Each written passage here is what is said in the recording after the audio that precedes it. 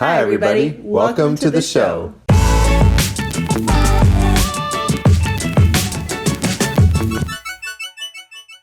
Today, we're talking about something that might surprise a lot of homeschoolers and non-homeschoolers alike. We don't homeschool for the entire month of December. Nada.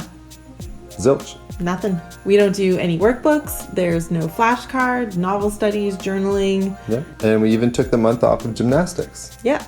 We cut some extracurriculars, and we don't do any homeschooling during pretty much the entire month. Mm-hmm. People who are a little shocked when they hear this kind of tend to come around to us once we explain why we don't homeschool during the month of December.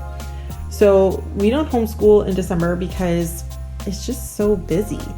Yeah. Like there's so many things that are going on in December that don't happen any other time of the year. Yeah, there's Christmas concerts and plays. Mm-hmm. There's musicals, there's family dinners, parties, get-togethers. We have, and then there's the things that don't happen any other time of year. You have your Christmas plays and your Santa story times and, the friends and family that come to visit at only this time of the year. Yeah. We want to teach our kids to not glorify busy for busy's sake. We want them to realize that you can set boundaries and make things a priority and say no to things. And so during the month of December, one of our things is that we are going to make the festivities and the fun and the magic of family and the family activities that come with Christmas time and with the holidays here a priority. So focusing on all the things that only happen during this time. And we're really thankful that homeschooling allows us that flexibility to take time off and still know that our kids are going to be okay in the end. Yeah, there's a lot going on in December, and a lot of people tend to use the word busy as kind of like a negative thing. Oh, I'm so busy and there's so much going on. So this way, yes, there's a lot happening, but we're going to really dig into that and enjoy that season because it only, it's only once a year. It's only 1 month a year. So just because we aren't doing our workbooks and our flashcards and all those kinds of things doesn't mean that our kids aren't learning during the month of December.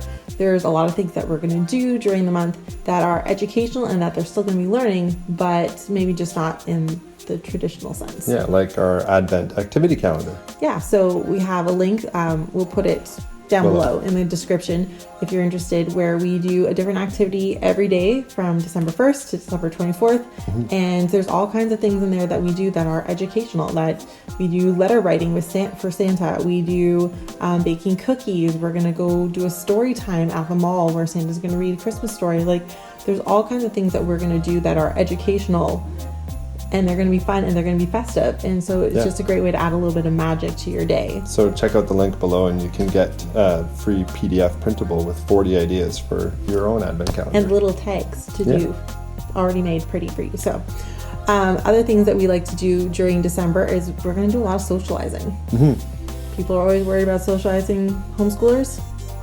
We're just going to do it all month long. We're going to visit friends and family, go to parties, and just enjoy it and spend time with all the people who, we will have family from out of town who will be up during some point during December, and we'll get to spend a lot of time with them, which is going to be just so wonderful. Another thing that we do during the month of December is our Christmas reading. We have a great collection of Christmas books that we only take out at this time of year. Mm-hmm. And we wrap them up and we put them all under the tree. And every day the girls get to pick a book and we unwrap it and we get to read a Christmas story. And again, it's a great way to add some like magic and festivities to the day. But it's also just means that we're going to be doing lots of reading and literacy and reading those traditional stories and poems and rhymes and doing all those reading kind of activities. But they're all going to have a Christmas twist, and it's just a nice little tradition that we like to do with our family. Yeah, and they're special because we put the books away for the rest of the year, so they only come out at this time of year. Yeah, and we've kind of every year pick up 1 or 2 new books. Yeah, kind of excited about some of the new ones this year. So we did do a video about our 24 books under the Christmas tree. If you have any questions or want more details on that, we'll have a link below with our Advent calendar activities as well.